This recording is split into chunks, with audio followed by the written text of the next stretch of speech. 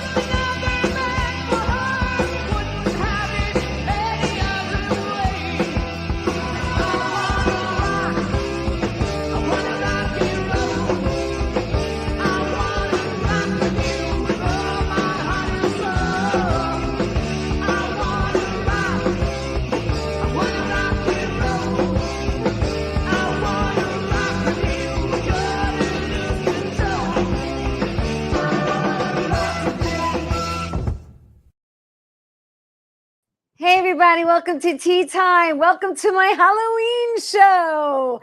That's right, it is Monday, October 27th, the last Monday in October. I can't believe it.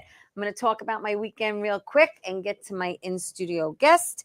Friday, I was on location with Chuck and Carolina Marangello because we're going to be filming Extortion Thugs. They came to my house. We're using my house. We're using a couple other places and did that on Friday. And I was home Friday night actually preparing for my show today. And I had a long weekend. Saturday was NYLIF. Jerry Ferretti's Film Festival. Congratulations to everybody there. We're going to put up pick A. There we are. So it's me, George Papadamatis, whose movie Jimmy's and Jenny's won. My wonderful friend, Ralph Bracco. Happy birthday to him. His birthday was the day before yesterday. Jerry Ferretti and Katie Schrader. This was their 7th year of NYLIF, and it was wonderful and lovely. And then on Sunday, I went back because they have the award brunch. And if you want to put up pick B, please. That's me with Frank M. Callow, who I met last year, and he did my show. He's an amazing director. And then, of course, the wonderful next pick, Dan Lauria, who I adore. We met again last year. He was also on the show. His film actually won. He won for Best Actor. I mean, like he said, 55 years in the industry, behind him. It was great. So congratulations to everyone that won. And then the next pick is some of the winners. And I'm there representing Rocco Trombetta's book that was turned into a screenplay. There once was a melody in the Bronx. Screenplay by Frank Mancuso. So congratulations to them and congratulations to everyone who won. It was a wonderful. And then that night, I had to go to my sister's house for my sister and my daughter's birthday. So to the left, happy birthday to my sister Janine. It's her birthday today, the 27th. And happy birthday to my beautiful daughter Valerie. Her birthday is actually on Halloween. So we had a wonderful dinner and then we had cake to celebrate. All right, real quick, I just want to remind everybody, my movie, It's Love Bro, is on Amazon Prime. It's a rom-com. When you get a chance, please check it out. And I will be performing at Governor's Comedy Club on Friday, November 7th. Come on out. If you didn't get your tickets, get your tickets. Come see me, my girl Kathy Arnold, Mike Keegan, Carla Okeson, and guests. Also, real quick, I just want to give a shout out to Paul, my friend. I have to read this because I wrote it down. Paul Pinsdorf, because if you did not see it, his story was on WABC News. He is a retired NYPD, and Paul saved the life of a 30-year-old woman and her 5-month-old who, in College Point, she went into the water, and I think she was looking to, unfortunately, kill herself and her baby, and Paul jumped in, and he saved them both. So thank you, Paul. You're a hero. Beautiful, beautiful job.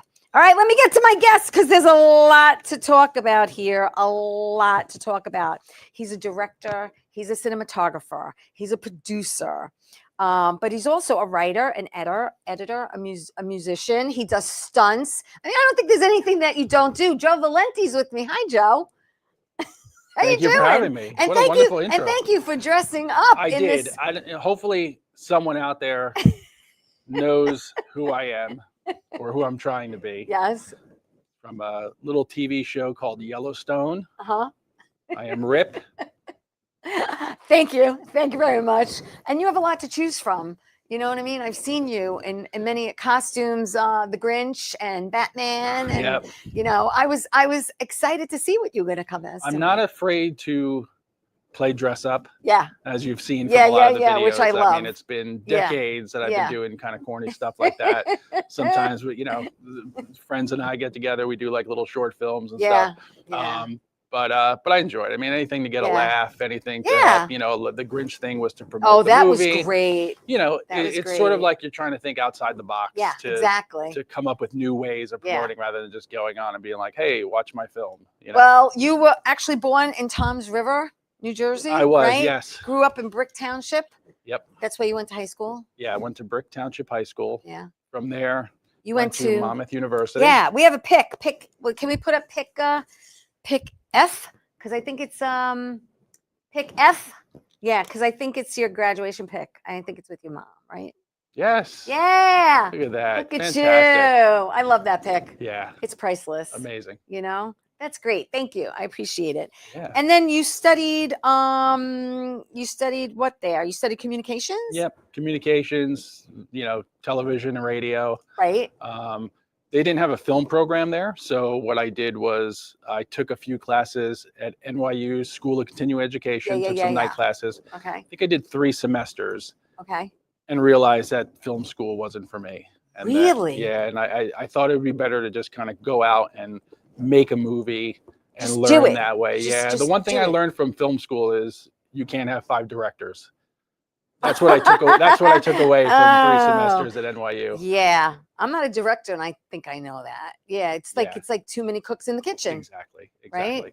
And then you bump heads, and it's also like being in a band, which you grew up playing guitar and singing, right? Yeah, I was singing since I was, you know, little. Yeah, I was in my sister had the record player in her room. Yeah. So I was in there in front of the mirror, using a tennis racket as a guitar, you know, a hairbrush as a microphone, and I was singing to, you know. So I was going to say, who did you listen to? It was Rick Springfield who they got me into. My sister had all the Rick Springfield albums at that time, and that is, you know, that's the guy.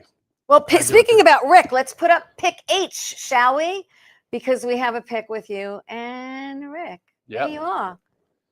Young lad there. I think I'm the age that he is right now in that pick. You know, so that was about 25 years ago. Wow. And how'd you originally meet him? He was performing. I was working at MSNBC at the time. Yeah. And he was performing at NBC for like the summer concert series. Yeah, the Today Show. And a girl I was dating worked for Soledad O'Brien at the time. Back in 2001 or something. Right? Yeah, 2001. Yeah. So and so we got to go backstage, meet him, and then that day he signed a guitar of mine that's hanging on my wall next to that photo. Yeah. So, and you know, now you've seen him numerous times since. Every year we go pretty much. Yeah. Like my wife and I go every year. And where did he play last that you saw him? Westbury, right here. Okay. Yeah. The circular stage. Yeah. I love that place. We were just there a couple months ago. I love that. I missed it. Yeah. I'm sorry, I didn't go. Oh, my wife got me 3rd row seats. Oh, so we were right up close. Oh, that's great. But yeah, it's you know, and he's still putting out music, and so he's had the longevity. I love his songwriting. It inspired me to want to, you know. But then, you know, I was in bands through like high school, college, you know, after college. Yeah. But then you get to the point where you're like, I'm not going to be a rock star. Well, we could put up pick G because we have a picture of you with the Groove Crew. Oh boy! Back in the day. I'm gonna move. Rip's going bye. And thank you so much. So the Groove Crew. How long were you with them? It was only a couple of months. Really? Yeah, but a busy couple of months. Yeah. Like it was about maybe like 5 months but we were playing out like 4 nights a week. That's what you did back in the day. And to really nice sized crowds. Like, it was cool. And then the band broke up in the middle of a show on stage. Wow, that's dramatic. Yeah. It was like the drummer and the keyboard player started arguing right in the middle while we're playing a song, and like in a movie. I was just going to say that. It was just like a movie where like you heard the arguing, we're still playing the song, and then like and then like the keyboard stopped, and it was just the guitars, and then the drums stopped, and it was just me and the other guitar player playing, and it just disintegrated right there in front of everybody. Yeah. What was the longest band you were with? Probably the first, like in college, surround sound was a good year and a half. Yeah. You know. And what was the very, very first concert you ever went to? God, I don't remember. Really? Yeah, I don't think I remember. Want to know mine? Because I wanted it to be Rick Springfield. I was jealous of my sister going instead of me because I was really young. Yeah. But I don't know. Mine was Andy Gibb. Andy Gibb, shadow dancing. That's it. Now, because it's not online, you weren't able to pull a video of me singing shadow dancing in 8th grade at the Follies. Yep. Oh my God, that's precious. Yeah. That's precious. Yeah, I loved Andy Gibb too growing up. Oh my God, so cool. All right, so let's talk about how you pivot. We talked before the show how we all pivot in life, right? We make these little turns every now and then, and you made one obviously because you started your own company. You started Valenti Vision Films. Yeah. And what year did you start that? The first ever graphic of Valenti Vision Films was so like amateurish. Right. Was 1998. Okay. Where I was starting to do like little short film videos. Right. It wasn't until 2007 that it became official. Like, I actually, with the state, started the business. So it's been almost 20 years that we've had the company, but almost 30 years since, when I made my first feature and stuff. That was all Valenti Vision Films. So it's been a long time. It's a long time you're at this, and you have such a beautiful resume. We talked a little bit about traveling. You've been all over the U.S. Yeah. All over the U.S. Three states I haven't been to. All right, so the 3 states you have not been to, I know one is Wyoming. Yes. What's the other two? South Dakota. Okay. And Hawaii. Oh, man, I've been there twice. It's beautiful. Yeah. Okay, so out of all the states you have been to, do you have a favorite? Not so much like a state, but I loved Spokane, Washington was beautiful. Right. My wife and I loved Cincinnati, Ohio. Okay. Had a great time doing a lot of cool stuff there. Yeah. Alaska was beautiful. We went there. See, I have never been there. Juneau, Alaska. So really, if you get a chance to travel the U.S., I would highly recommend it because there are so many. Yes, there's so many hidden gems. Like I was saying before the show, I got to travel for 7 weeks with my family. My dad saved all his vacation, and we went for 7 weeks. We toured the U.S. We went to Old Faithful, Grand Canyon, Mount Rushmore. I mean, every place that you read about and you see in books, we hit. And it was just, I loved Jackson Hole, Wyoming was one of the places that I fell in love with, going across. But there's so much to see in our own backyard. Oh, unbelievable. And it's so beautiful, like places, that you wouldn't think are here in the U.S. are, and we try to, bring the kids to have them see that. I was just having a talk with my 10-year-old the other day. And, it's history. It's history. Right. I said, you've been to the Alamo, you've been to the St. Louis Arch. It's all these historical things that, you're going to remember. Yeah. But it's so wonderful to see too. I mean, so but as a New Yorker, it's embarrassing, but I've never been to the Statue of Liberty or the Empire State Building. Oh, really? And I keep saying I have to go. I have to go. Right. Get it just. Just knock it off. The list. Knock it off those that are list. Easy ones. They're easy because they're in our backyard. Yes.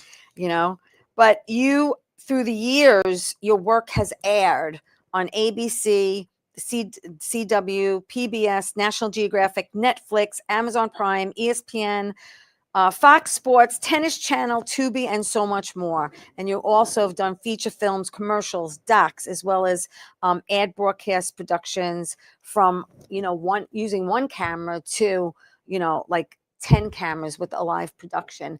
I Pretty mean, much whatever. You've built and you've grown and you've snowballed, literally. Well, that's it. I started off with one camera years. and a little light kit. Yeah. That's it. And then I would money you make from certain jobs, I would reinvest in the company and speaking of that, let's talk about your first film. Your first film, Lying Beside You. You produced, you wrote, you edited, you did the photography. You also did the music. Your very, very first film back 2001. Yeah. And it won several awards, right? Yeah, we only did the festival run with it. So the movie was never actually released like the others were. Right. And so what we're doing now is revisiting it. Correct. We're going to upscale it so it's like pure HD because we shot it on 16 millimeter film back then. So now with AI and the technology they have, we can make it look really good. Right. We're going to redo the entire soundtrack so that I get to work with Anthony Rodriguez on it, which we'll talk about later. Yeah. And then we're even getting most of the actors from the film that was shot 28 years ago to come back and without giving too much away, like give almost like they're the ones that are going to tell the story of what happened 28 years ago. You spent what, 17 grand on yeah. it? Back then that was a lot. It was a lot of money back then. Because film was there was no digital. Is it loosely based on you? I mean, sort of, a little bit. I mean, I think it's kind of like, I think the idea came into my head, like it's about a guy who falsifies his resume in order to get into a film program. Right. And I never did that. Right. No, I didn't think you did. No, but the thought always crossed your mind going like, who's going to check this stuff? Right. And this was also before Google, because we were talking earlier. And I said, in our business, we have a lot of people, flooded in our industry that talk a good game, but have never really delivered anything. Correct. Right. Yes. And so what I tell young filmmakers, or if I'm speaking somewhere at a film festival or a little talk or something, I always say, you have the power now. You have a gift that we didn't have 20, 30 years ago. They have an advantage. Anyone who tells you they did something, you can Google it. If it's not online, odds are it didn't happen. Right. Right. And so you have that, like, it's very hard to BS somebody nowadays. Right. It can be verified. Yes. So I always say, like, anything that I say I did and stuff, you could probably go online and watch it and find it somewhere. Exactly. And that's key, because you have to weed out the ones who are serious in the industry and the ones that aren't. Yeah. Because you could waste a lot of time chasing after something that's never going to happen. What do you think the hardest thing? I mean, I'm going to continue, but you also, all of these you directed. In 2007, you did the Hacking Chronicles. You wrote it, you shot it, you edited it, you produced it. That was for AT&T's digital channel, and that was $33,000. And I know an episode. Yeah, an episode. But we only did 3 episodes. But everything that you did, you parlayed that into the next. Right. Project. So Echelon 8 wouldn't have happened without the Hacking Chronicles. Even though the Hacking Chronicles was never released, never went anywhere. Right. AT&T had this vision. They were going to start this digital channel, like internet security. Yeah. So I was working there as a creative director, and we built a studio. And then they were like, we want to try to do some, like, drama TV. Yeah. And that's where sort of like the hacking computer technology kind of came into play. And that came later, though. In between, you had the bracelet, which was a short that you were the cinematographer. Right. All stuff that helps you learn. Right. Absolutely. Because each project that's what it's supposed to do. Right. But I have to say, The Amazing Adventures of Little Batman. Okay, listen to me, people. Thank you for tuning in, by the way. You have to watch this. Okay, you just have to watch. This has had over 40 million views. Okay, and you can find it. They can find it on YouTube. Just YouTube it. Okay, it's The Amazing Adventures of Little Batman. It's a short. It is so damn cute. Okay, you're talking 2007. So the kids that are in there are now, like you said, in college. All grown up. Yeah. Okay, and it's such it's so cute with a beautiful message. Thank you. And it was just sweet. It's just sweet. I always say when I talk about it, it's whenever we do a project or you work on a project, you always look back after you're done with it and you're like, wow, I wish I would have done this. I wish I would have done that. Yes. That is the only project I have ever done where I'm like, that exceeded my expectations. Correct. I didn't think it was going to become come on, the kids are adorable. Right. The costumes are adorable. You know, it's like every character from Batman, right? The 1966 The Batman. 1966 Batman, right. Every character is pretty much in it. You have some little special effects. You got everything in there. And that's the thing. Jordan Wachtel, who produced it, you know, kind of like pitched me the idea and said, I'm going to do this. I'm going to have a giant missile. I'm going to have the Batcave. And in my head, I'm going, this guy's crazy. But it all worked. There's no way this is going to happen. And he pulled off every bit of it. Yeah. And it was just working with the kids was amazing. It's very authentic. Yeah. It's like really authentic to the original. Yes. It's I loved it. I think it's like 25 minutes, 26 minutes. Yeah. Whatever it is, just watch it. And you can get it. You can get the full video now. Yes. You'll see it in part 1, 2, and 3 because back in 2007, YouTube had a 10-minute time limit on what you could upload. Yeah. So we had to break it up into 3 parts back then. Right. And then a couple of years later, we were finally able to put it up as one thing. So, I mean, you definitely find it. It's great. Yeah, watch it with your kids. Watch it. It's a great message. It really is a great. I got to take my first break. Don't go away. There's more with Joe Valenti when we get back.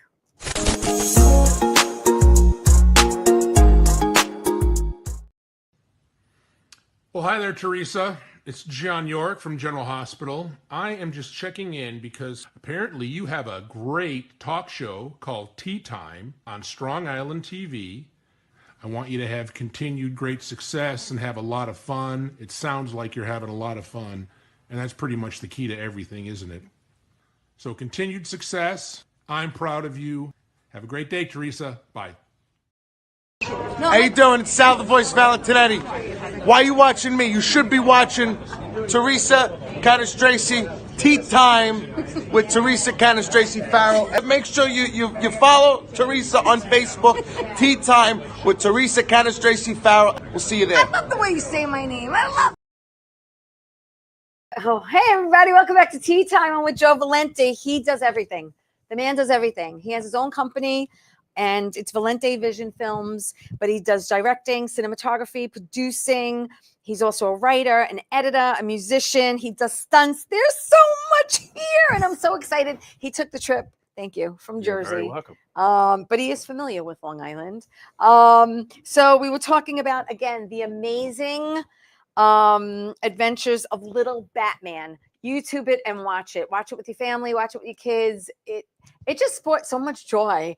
Just really literal joy watching it for 25 minutes. I enjoyed it immensely. In 2008, you did Working Out, which was a comedy.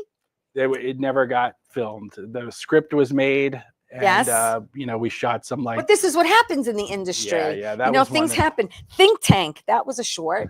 Right. So Think Tank was the short based off the Hacking Chronicles, which then became Echelon 8. Yes. Yeah. So see the and then in between that, you did Lisa Loeb. Is it Loeb? Lisa Loeb. Yeah. It was a little documentary. Songwriting, just like you. It was a doc. You produced it. You did the cinematography. And then here comes Echelon 8. That's pick J, please. Back in 2009, you wrote it. You produced it.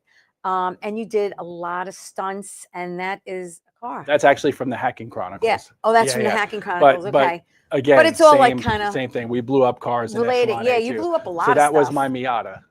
Was it? Yep. So what happened? Time was to say bye-bye. Yeah, the Miata died, and I thought if I'm going to. So your car died, and you're like, I got to save this for a movie to blow it up. Right. Like it's it happened right while we were filming, and I said, you know what? For the first car I'm going to blow up in my career, let it be my own.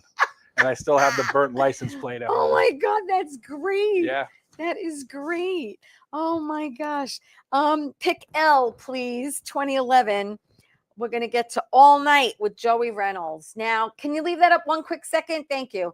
So standing to the left of you, I don't know who that gentleman is or the woman on Big J Sorensen. That's okay. Dr. Judy, the love doctor. Okay, yes. Yep. And then you have Joey. Yep. And then next to him is Danny Aiello. And then next to that is fellow comedian Dave Koning. And this was a show that you produced. It was a series. Thank you. It was basically a late night talk show. For NBC's New York Nonstop. Yeah, it was their digital channel. And it was actually done by the Nasdaq Market NASDAQ site, studio, right? yeah, In Times beautiful Square. studio, amazing location. We did 5 nights a week, 2 hours every night. Yeah. And it went on for about almost 5 months. Yeah. And you had on, not only did he have on Danny Aiello, but he also had on our good friend Jackie the Joke Man Martling, and you also had on Frankie Valli, hello, and the late great Pat Cooper, and Michael Imperioli. You've had on it was a really good show. Yeah, a lot of great guests. Yes. You know, even I look back now, I'm redigitizing all the tapes. I'm like, wow, I forgot that person was on it. You know, and Lou Martini Jr. Lou Martini Jr. Shout out to Lou. I just learned was a guest on the show. Was he? Yeah, but I didn't know him back then. You know, so it's like kind of like okay. And let's circle back to that later. That's where Jerry met me for the first time. Right. Know, during that show. Yeah, but I don't remember. I didn't remember meeting him at that moment. But that's wild. And then the same year, 2011, you also did The Great Fight. You were a producer on that. Yeah, correct? Yeah, I was a producer, supplied some equipment. You know, I was on set. Yeah, that was with Martin Cove and with yeah. You had on who else? Robert Losha was on that too. I believe so. And Raymond Totoro. And then 2012, you did Tales of the Jersey Shore, which is a doc series. Yep. I was watching some of it with Emile Salvini, and this was really impactful. It really was because it was basically about Jersey and the shore and what happened during Superstorm. That was one of the episodes. Sandy episode. One of the episodes was Superstorm Sandy, but you know what it did. Like they filmed the year before and everything's fine, and then a year later, everything's a disaster. We did a boardwalk episode like months prior to Sandy, and then had to go back to a lot of these boardwalks that were completely destroyed. Yeah, that was certain things with that. I mean, you saw like a lot of people, because you're talking to people that lost their home, everything. You know, so that was rough to see. And even when we were taking B-roll, we were driving through the streets, seeing everybody with their stuff on the curb, and I just shut the camera off. I'm like, I'm not putting any of this, on there. It's too much. Heartbreaking, just heartbreaking. The same year, 2012, you did the Meat, MEAT puppet, which you also wrote and you produced. No, the Pepitone brothers wrote that. Oh, they did? Yeah. Okay. And so I directed, shot it. Yeah, produced it, directed, shot it. And that's on Amazon Prime or Tubi. 2015, you did Knocked Out Live, which was a special. You produced that. Yeah, it was the second season of a boxing reality show. Yeah. So we went up to Foxwoods Casino for 3 weeks. Yeah. You know, Roy Jones Jr. You had a lot of big name boxers. That were in it. And it was kind of just a reality show of like 8 boxers coming in, almost like what The Contender became. Right. So that was good. And then we did a live event months later, and I got to direct the Roy Jones Jr. fight, which was really cool. Yeah. I've never seen a live fight. No, that's like on my bucket list too. Oh yeah, definitely exciting. Yeah, we've worked a lot of boxing events, MMA. Then you did then you did the special, which you just mentioned, the Knocked Out Live Out. That was 2015. In 2018, you did the 69th annual Christopher Awards. And if anyone doesn't know what that is, that's honoring people in the news industry. Am I correct? Yeah, entertainment. Yeah, entertainment. Books, I know, like I saw a pic of Ernie Anastas. Yes, he was a host for a couple. We did a couple of years. Yeah. He was a host. So that's fun. Yeah.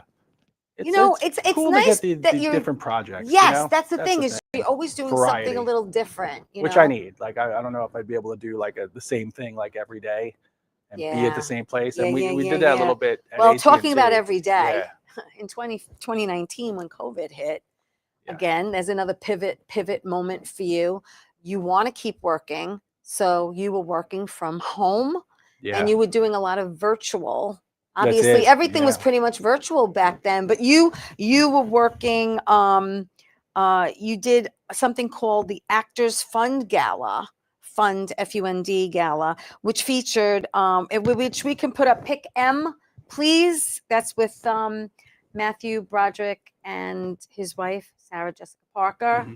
That's you guys. And then the next pick is N, which was with Annette Bening. This is all people. This is all from your home. Yeah, right? That's me sitting in the office. Yeah, and then Q is Nia. Oh no, I'm sorry. That's Gloria. That was something else. Is it Q? Q? Oh, sorry. Oh, there's Nia. Okay, for my big fat Greek wedding. Yep. And then you did other, and then I want to show, can we show the video of Nathan? So Joe said I could show this. It's basically you virtual with Matthew and Sarah. And then Nathan is actually presenting. Yeah, we the were recording award, all the segments separately. But it's recorded separately. So let's play it and watch because it's adorable. I'm Joe Valenti, so I'm handling the production end. Yeah. So you guys really came from the Today Show with all their little gadgets, and now you're in the My Tom's River, New Jersey studio. Fantastic. Incredible. Incredible. How does it all happen? I'm going to start again. God. Take two. Oh, God. I used to be funny before the pandemic. You still got it. You're making me laugh here. Oh, am I? All Yes. right, good. It's so funny. The reality back then was, Was that? reality. Yeah. This is, no one liked virtual. No one likes virtual. I don't even like sending in an audition virtually. This is what we're doing. We're not even doing in-person auditions anymore. They are few and far between. Yeah. And again, you have to be your own camera person and your own lighting person and your own audio, and you have to make sure everything is good to submit. And thank God they have you at home behind those controls to make them look and sound presentable. Yeah. I mean, it was definitely a learning curve because kind of none of us knew what we were doing in the beginning. And, it was learning programs and learning the ways to do things. And somebody would come to me and be like, how could we do this? And then I would rack my brain trying to figure out, how do we do this? Right. All right. We get this, we do that. That's 95% of the job is just figuring out how to do it. Yeah.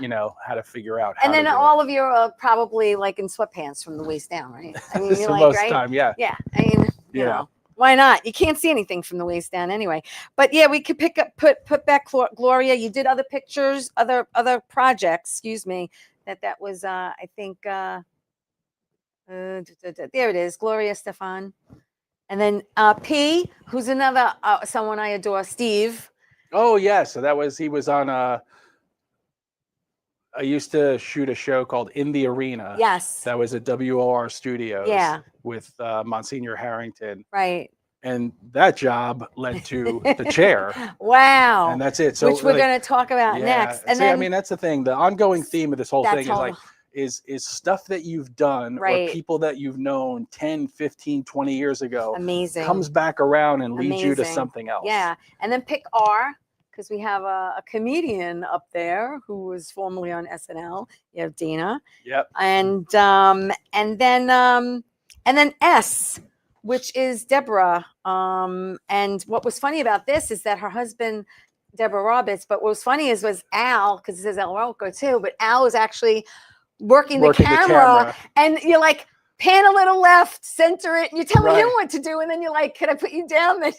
Could I put down that Al Roker was my camera guy? That was so funny. Yeah. But again, I mean, that's the thing. Like these situations that wouldn't have come up really had the pandemic not happened. Yeah. So And then Joe mentioned the chair, so I want to tell you guys what the chair was. Well, you tell them. It was a TV series. Yeah. So it was the Brooklyn Diocese funded this TV series project where we traveled all over the country, basically visiting all the Roman Catholic cathedrals. All of them. They tried to. I mean, there's like 180. I think we got to half of them. You did like 90. Yeah, like 90 episodes. Yeah, 90 episodes. Where we would go to the cathedral. You went to more than 40 states. Hello. Yeah. Filming the cathedral, interviewing the bishop. Yes. And I mean, you want to talk about just a dream job. I mean, it was just like all expense paid, go see all these beautiful places, go to these Virgin Islands, Alaska, New Mexico, like all these places that normally you probably wouldn't have think to go to. And you're sitting down and you're having a conversation with them. Well, not me. Like I'm filming. You're filming it, yeah, but they're it's a So it's basically a history of that diocese, that cathedral. Yeah. So basically they, little bit of the architecture. It goes to the history, the architecture, and then the bishop himself. Yes. And the chair. Yeah, which is the cathedra, which all that. If you're a Catholic, it's very powerful. Yeah, it really is a great show, and like they have it on, it's streaming somewhere, like all the episodes, so it's definitely cool to check out. But that was one of the best gigs. Oh, I can imagine. Yeah, I can imagine. Pick T, please, because in 2020 you also did All Work No Play. Yeah, so that's like one of those goofy things that my friend Greg and I. You are Superman. Right. Like you wrote it, you produced it. Yeah, we did it together, Greg Wilson and I. Yes. So Greg was in my Shout very out first. to Greg Wilson. Yeah, Greg was in my first movie. He was the lead in Lying Beside You. Yes. And we've been friends for 30-something years. Yeah. And he was staying at the house because he works for me, like when we have some jobs coming up and stuff. And we just had nothing to do. Like one day and a half, we said, let's do a little short film. And we just kind of shot it together. That's it. I mean, it's like a 6-minute. A little 6-minute thing. But it's all sometimes it's stuff to get to try new equipment, test some stuff out. It's really, but it's just fun. And 2020, the same year, you did All Work and No Play. You did Stopping Pandemics. Yeah, well, that was part of the. But that was part of the Deborah Roberts, so right? Basically, that was part of her interview. It was with her, and then Dr. Fauci. Dr. Fauci joined you, and that show aired on National Geographic and on their streaming platform and stuff. Yeah. That was right in the middle of when COVID. You do something like that with Deborah, obviously you have to send them some kind of link to connect to you. Yeah, it's part of the program. So like I send the link, they call in, right? They're in the studio, and like you saw in there, where we're saying like, hey, set your camera up, make sure you have good lighting, make sure it sounds good, right? And then they all get together and then they do the show where they're and how long does a session take? It depends. Like that was a long show, so she interviewed Dr. Fauci for at least a good 10-15 minutes. Okay. And then she interviewed other people too. And then someone else took all the footage and cut it all together. Right. Okay. Or just took all the interview pieces together, and just pieced it. Yeah, and made one show together. from it. 2021, you did XFC Guns. And you did quite a few of those. Yeah. So for when XFC was doing their MMA events. Yeah. We got hired on, and I think we did 4 or 5 of them. It was once every couple of months, and we traveled to like Detroit and Iowa. Yeah. And that's when we're in the production truck and doing like a live multi. That was for Fox Sports, so it airs on Fox Sports. So does Fox Sports does Fox Sports do they reach out to you and say, not hey Fox Joe, Sports, like who would reach out to you and say, hey the Joe, owner of the XFC. We've seen, but in general, with any of these, who says, hey Joe, we've seen you work, we want to work with you? Like how do you? Some of it's through word of mouth. Like someone might know someone. So I'll give you another example. If someone's watching today and they want to hire Valenti Films Production, they want your truck on set or something. That's it. Call me. They just contact I think you. that's why I have like a body of work, because I rarely say no to work. I always say and I tell people all the time, I'm like, oh, we want to do like a little short film or whatever. Right. Great. When do you want to do it? Right. You know what I mean? Right. What you only have 300? You only have $300? All right, let's do it. Because you know what? Joe, I would rather not sit at home. I'm getting excited here now. You want to know why? The thing is, I don't want to if I'm sitting at home doing nothing and my equipment's sitting in the truck in the driveway, that does nobody any good. I'd rather film something and make a couple of bucks. Well, Joe, I wrote my first short. There you go. And it's probably 6 or 7 minutes. It's happening right now. See, this is the deal. This is it. The deal is happening. I've been sitting on it. I have. It's my fault. I've been sitting on it. And when we went to NILIF this weekend, there were unproduced shorts, screenplays that were submitted and were winning. And I was like, why didn't I realize this? And I could have submitted mine. I had no idea. But that is something I've seen time and time again where, people don't take that next step. Well, everyone's got the idea and everything. And it's and that's the hardest part. Even for me, it's I have a list of 20 things I want to do. Yeah. And I'm still not getting to them. I'm like, all right, I got to do this. I got to do that. I make a list. I have this idea. I've been sitting on it over a year, and it's like, and the thing is I got to get it done. But that's the part, because it's not just if you say you have a script and we're like, okay, let's do it. Well, now you've got to get the actors and somebody, and you got to get a crew, you know, it's all those extra pieces, not just two people. Yeah, there's a lot to you the know? puzzle. There's Right. a lot. And a that's lot. and that's where people drop the ball then and Right. don't follow through. Right. Because the people are out there who will do it. Yes. You know, and you won't have to spend an arm and a leg. Right. Like right. it really, yeah, you know, yeah. some people want to work, you know, like they want to get just do it. I something get and be it. I know a creative. a lot of actors, and I'm one of them. I love to act. I love it's in my bones, it's in my soul, and I do it for the love of it. Yeah. And getting paid is the cherry on top. But as you know, in the indie industry, there are a lot of times when you don't, or you wait until And you don't. do. Even if you do the bigger projects, but I you love don't. but I love the work. But I you love love it, I love the right. work. So I don't say no. I don't. And that's why I do the virtual stuff, the corporate stuff, the sports stuff, because that's what pays the bills. Right. It supplements. And that's what, Right. helps you live your life and stuff. Exactly. So that stuff will always be there. Yeah. And then that enables you to have some time then to be like, you know what, I'm gonna, go do a movie. Yeah. Or, I'm gonna invest in my own movie. Right. And like and make that happen, or to partner up with someone Yes. to invest in a movie. So it's like, that helps when you have a little extra that you can like toss aside and say, I'm gonna put this towards this because, what am I gonna do? Not do it and then wonder 30 years from now, like I wish I would have. I know. I gotta get it done. I gotta get it done. 2022. It's Welcome to Canardsville. Yeah, Canardsville. That's a short that you produced. Yeah. So again, this was a prime example of it was a first-time writer who said she wanted to come up with this, little thing. So she did it. Okay. She wrote it. Right. She helped me cast it. Okay. She paid for, the small crew we had. Yeah. Paid me a couple of bucks to do and stuff. All right. And we put together a little 22-minute pilot. Now, did it go anywhere? No. I mean, it kind of just fizzled out or whatever. Right. But, for me, I was using the cameras that I used on Ebenezer the Traveler for the first time. Okay. So I was testing them out. I was seeing how they look. This worked. This didn't work. So it was like another example of like, getting to test out your, practice, perfect your abilities. Yes. Try out some new equipment. See what works and what doesn't. Now, did you also use the same equipment on The Gentleman?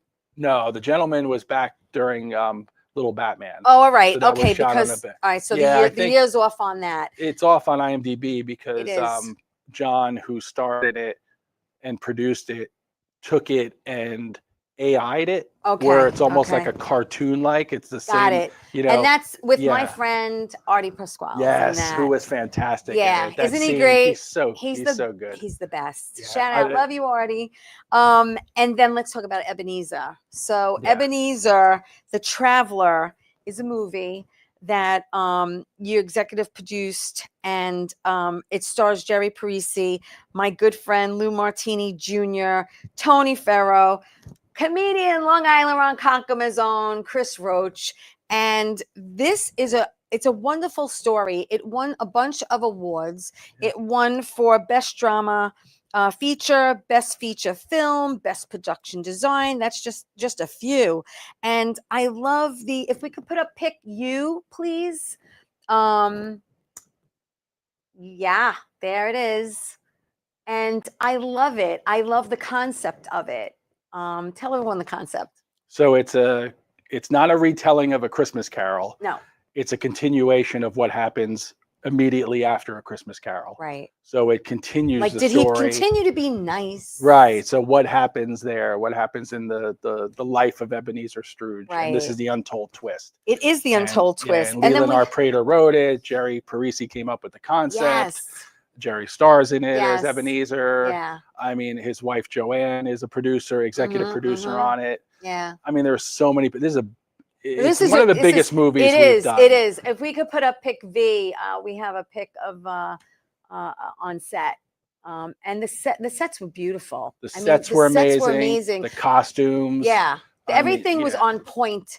And I know you said you filmed about 60% of it on Long Island. Most of it was I know Long you were Island. out in Mount Sinai. I think you were out Mount Sinai, and then but you did film out of state also. Yeah, we filmed in New Jersey, like towards my, where I live. Yeah. Probably like a good 20-25%. Right. But then we also went to Oklahoma as Yeah. well. And that's Yeah, where yeah, Leland yeah, is yeah, from. yeah. And the story, the present day story, takes place in Oklahoma. So we wanted to kind of be, have it really take place there, at least the outside stuff. Yeah. So you can see that, by the way. Oh, it's streaming everywhere. It is. It's streaming. Just search it. Go on your TV, put Ebenezer the Traveler, and it's a great holiday movie. Yes. It's lovely. Perfect timing. It too. is. Like it we're really right is. in the holiday season coming up on and it. then you have the this is the soundtrack. Yes, for you. Oh, thank you.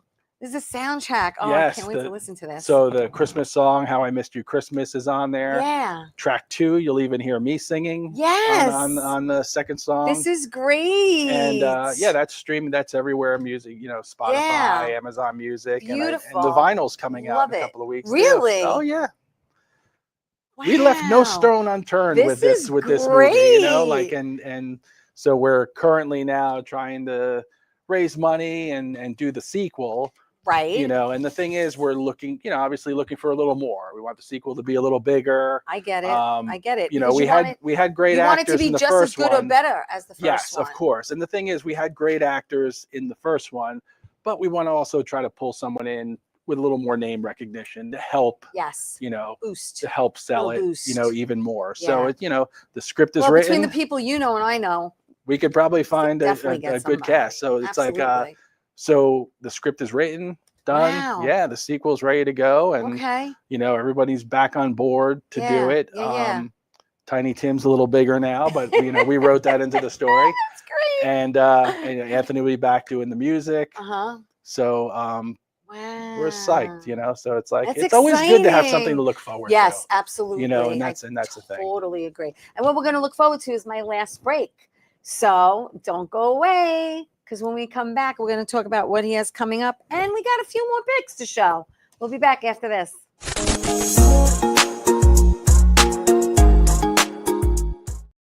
Doc, who's the best comedian you know? Theresa Farrell. And who's the best actress you know? Theresa Farrell. And who's the best cast member in Bat Boys? Theresa Farrell. Who's got the best radio? Theresa Farrell. Doc, who's your favorite Jimmy? Theresa Farrell. Who are you loving right now? Theresa Farrell. All right, Doc, I love you too, baby. Love you as always. Thank you. I love you, Doc Gooden. I'm still waiting for him to come on the show. We did virtual, but I want to get him sitting next to me. I'm with Joe Valenti. He's a director, cinematographer, producer. He also writes. He's an editor. He's a musician. He does stunts. Is there anything you don't do? Do you dance? Not very well. Yeah, no. Let's put that on the list of something I don't do very well. I mean, I have rhythm, but I don't, You have to have rhythm. You're in a band. Right, exactly. But you can keep time. Yes. But something I don't do. Oh my God, that's great. Let's put up some pics. Let's put up pic, and then you tell me what they're from. How about W with Dennis? Yeah. Tell me about that. Oh, so that was just a couple of months, maybe it was a year ago now, last August. He was doing a premiere. He's dressed like you. Yeah, right. That's where I got the idea from. He was promoting Reagan when he was in it last week. That was with Dan Lauria. Yeah, and then that was with Dan. Yeah, it was just like a special screening in somewhere in Illinois. I forgot what the town was, and I was doing some camera work and Steadicam for it. So and then I directed when he was on stage being interviewed. We did like a multi-camera shoot that I directed. Oh my God, that's great. And then the next one, X. Tell me about this one with CeeLo. Oh boy, so that's when I got my tattoo. Oh, we're going to talk about that. Yes. We're going to talk. Don't mention it yet. Okay. Don't mention it yet. So that was, I think, the second half of my. It was done in 2 stages. I saw that. Yes. Yeah, you added some stuff to it. And so the tattoo artist that did most of my tattoos is on Sunset Boulevard, and that's where we were. And then there's CeeLo just hanging out. And we just got to chat. Yeah, because I guess he got some tattoos done from him, and that was cool. That's wild. Okay, now listen. I know you mentioned before we show the tattoo, because we're going to show it. Let's put up pick Y, please, because pick Y. This wig is like making me crazy. Pick Y. Leave that there. Thank you. So let's talk about the trucks. Okay, so now You have a total of what, 4 trucks? I had 4 trucks. Okay, I'm so down to 2. Oh, you are? Yes. Okay, so 1, 2, and 4 were for live broadcasts, but Yes. 3 is for film production. It's a film production unit for indie and TV. Yeah, so that has projects. like the lighting, the jib, This has everything. the You just show dolly, up and you and crack it open it's and you're good what to we used go. on Ebenezer. That's the truck that, so Wow. that I still have. Yes. And 4 is the newest one for live production. Okay. 1 and 2 have been decommissioned. They just got old, rusty, All right. and they had to get Okay. transferred Well, you know, over. nothing lasts forever, as Nothing you know. lasts forever. But what does last forever is a tattoo. Yes. Now, I have 1 tattoo. That's my only tattoo. I saw that. Yeah. Okay, that's my only tattoo. I got that after I had brain surgery. I got this. This just reminds me every day how blessed I am. You got this tattoo. Okay, we're gonna show. And I think it's the final pick, Z. Yep. Now, this tattoo reads, "Failure is not an option." And that's a commitment, my friend. It's right there And too. yes, you have it there too. On the bracelet. On Yeah, the bracelet. It's a And constant it's reminder. also on your truck. Yes. It's also on the truck. I put I it noticed there, it on too. the truck. Yeah. It's definitely like a saying that has stuck Now, with the me first, and meant a lot. the first one was without the swords. Yes, it was just the film picture reel. it without the swords. It was just the film reel, and then the you added words. the swords. And then we added the swords and the Yes. ribbon around Yes. the thing. So that was done a year later. Love it. Love it. Yeah. Love it. So Now, it's just a constant is that reminder. the only one you do have? No, I have Believe Okay. on this side. I have a cross on this side, Okay. and then I have that's the Valenti Okay. Vision Film V Oh, from nice. the logo Love it. on my arm. Yeah. And this one, real quick, I know we only have a few minutes. Yeah. That was my first one, the Believe. Was it was it? at the Sunset place where you saw the Yes. picture of Yeah, CeeLo. yeah. I was nervous to get it. I was in the tattoo shop and the guy was trying to convince me to do it. And in walked Princess Leia. What? Carrie Fisher. Get out. And she was dating Kevin Nealon at the time, and they were both there. And she overheard my reservations. Wow. And she turns to me and she turns from the counter and says, "Oh, just get it done. It doesn't hurt. I have like 3 of them or whatever it was." And It I looked didn't at the hurt to guy. her. Right. And I looked at the Men's guy. pain threshold is not the same. No, not at all. And I looked at the guy and I said, "Did Princess Leia just tell me to get a tattoo?" That's He's hysterical. like, "I think so." I was like, "Sign me up. I'll do it." Wow. And then they walked out, and I thought they were going to stay and watch, but they left. But that's my Carrie Fisher story. It was pretty cool. That is cool. That's Yeah. a very cool story. In the time that we do have left, what do you have coming up? The year 2025 is almost over. Yeah. 2026 is around the corner. I mean, other than working on Ebenezer, which Yes. is an amazing. So as I mentioned before, Yeah. we were going to take my first film, Lying Beside You, and Yes, kind of resurrect that yes. because that's not going to cost too much to do. Okay. We just have to do a couple of interviews and stuff, and it's just going to be time consuming for me to up-res everything. So I'm going to try and do that Right. for the spring so we could actually release it Okay. along with redoing the music and releasing that soundtrack. Oh, and before we go, did we show the trailer? Did we show the trailer? Oh, to We didn't Ebenezer? show the trailer. Let's show the trailer to Ebenezer, and then we'll come right back. My name is Simon Onyx, Assistant Undersecretary for Indian Affairs. Simply here to prepare you for what's about to come. Ebenezer Scrooge, you will be haunted by 3 spirits. You know the story, do you? Are you certain? You know what comes after the happy ending? Where is this place? Ebenezer Scrooge. You must admit, you lived a wretched life. I changed. Oh, please spare me. I changed. I promised the spirits. Your promise was too little and too late. Well, what of me then? You will still get a chance of redemption by helping others to find their own. Well, if you're both here, where am I? Dead. Dead? As a doornail. The 4 of us are now dependent upon each other, for better or worse. Dependent on each other for what? Redemption. Your second chance will have to be here now, Ebenezer. The same as ours. So don't muck it up. It seems it takes both of you to save an angel. That young lady is who you have to save. We specialize in Christmas miracles. Oh, this should be interesting. Journey along for the untold twist in the life of Ebenezer Scrooge. The stakes are higher, the times unfamiliar, but the ultimate goal remains the same. Redemption. Oh, and of course along the way there's music and laughter, good cheer and maybe a tear, if you're into that sort of thing, I suppose. Sometimes an ending is just a place for an all-new beginning. And this certainly is. Christmas, Christmas, how I missed you, Christmas.